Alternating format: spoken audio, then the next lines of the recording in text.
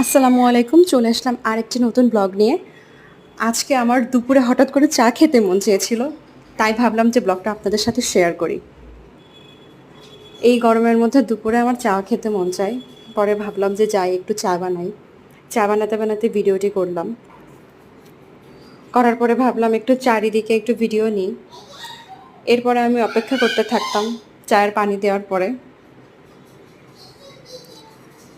আর এখন টুকটাক যে কাজই করি না কেন মনে হয় যে আপনাদের সাথে একটু শেয়ার করি। কারণ আপনারা কিন্তু আমার শর্টসগুলো অনেক বেশি পছন্দ করেন, আমি যে ভিডিওগুলো আপলোড করি।